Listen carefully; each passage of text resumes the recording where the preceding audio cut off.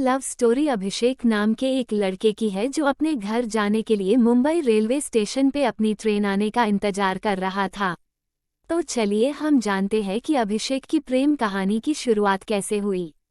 ये कहानी शुरू होती है अभिषेक से। वह अपनी बहन की शादी में जाने के लिए मुंबई रेलवे प्लेटफॉर्म पर अपनी ट्रेन आने का इंतजार कर रहा था कि तभी एक लड़की उसके पास आकर पूछती है, ये मुंबई से हावड़ा जाने वाली ट्रेन कितने बजे तक आएगी? अभिषेक, रात के 8 बजे में आएगी। वह लड़की फिर वही प्लेटफॉर्म पे ही बैठ जाती है और ट्रेन के आने का इंतजार करने लगती है। थोड़ी देर बाद रात के 8 बज जाते हैं लेकिन ट्रेन नहीं आती है।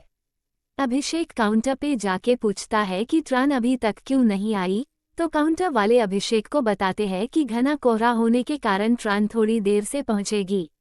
अब अभिषेक उस लड़की के पास जाता है और कहता है कि घना कोहरा होने के कारण ट्रेन थोड़ी देर से आएगी। वैसे आपको जाना कहाँ है? लड़की, मुझे बर्दवान जाना है। अभिषेक, मैं भी कोलकाता जा रहा अपनी बहन की शादी में। दोनों कोई ट्रेन आने का इंतजार करने लगे। दिसंबर का महीना था और ठंड काफी अधिक थी। अभिषेक ने देखा कि वो लड़की ठंड से खुद को सिकोड़ रही होती है। अभिषेक 2 चाय लेकर उसके पास जाता और कहता है, ठंड थोड़ी ज्यादा है, क्या आप चाय पीना पसंद करोगी? लड़की, थैंक यू। अब दोनों कोई चाय पीने लगते हैं। अभिषेक, मेरा नाम अभिषेक है, वैसे आपका नाम क्या है? लड़की, मेरा नाम अंजलि है। अब रात के 11 बज गए लेकिन ट्रेन नहीं आई। अभिषेक ने अंजलि से कहा कि चलो हम वेटिंग हॉल में जाकर बैठते हैं, यहाँ पे ठंड भी बहुत लग रही है। दोनों कोई हॉल में जाकर बैठ जाते हैं। थोड़ी देर बाद अंजलि सो जाती है। अब अभिषेक की आंखें अंजलि को ही देख रही होती है। अंजलि की गुलाब की पंखुड़ियों जैसी होठों और उसका मासूम से चेहरे को देखकर अभिषेक के दिल में कुछ होने लगा। अभिषेक ने खुद को संभाला और अंजलि की तरफ से अपनी नजरें हटा ली। रात के 2 बजे ट्रेन प्लेटफॉर्म पे आती है। अभिषेक तुरंत जाकर अंजलि को उठाता है और फिर दोनों कोई ट्रेन में जाकर बैठ जाते हैं। अंजलि अभिषेक से पूछती है, आप मुंबई में क्या करते हो?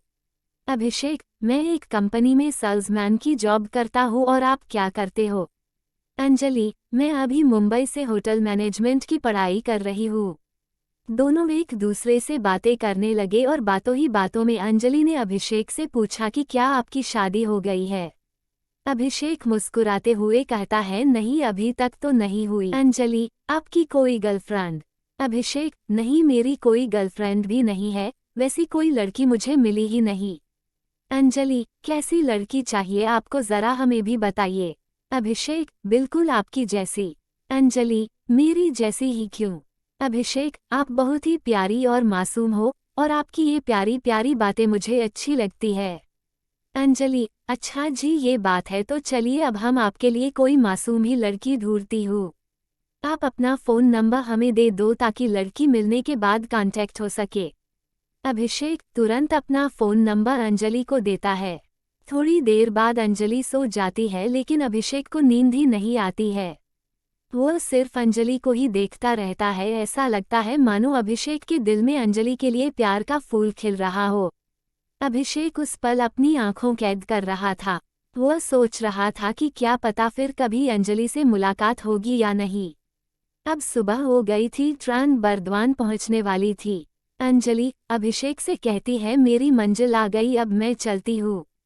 अभिषेक को थोड़ा उदास हो जाता है। उसे ऐसा लगता है कि कोई अपना उसे छोड़कर जा रहा है।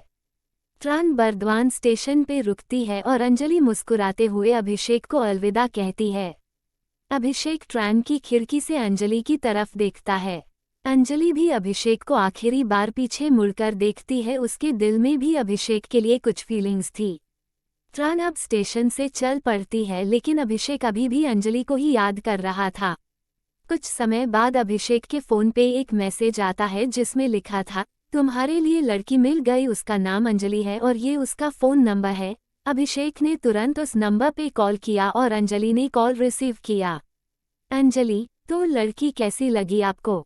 अभिषेक, बहुत अच्छी लगी अंजलि, तो शादी करना चाहोगे? अभिषेक, जी बिल्कुल करना चाहूँगा अंजलि, तो आ जाइए बर्दवान। अब मानो अभिषेक के खुशी का ठिकाना नहीं रहा। उसे उसकी सपनों की रानी जो मिल गई थी। अभिषेक घर पहुंचने तक अंजलि से ही बातें करता रहा।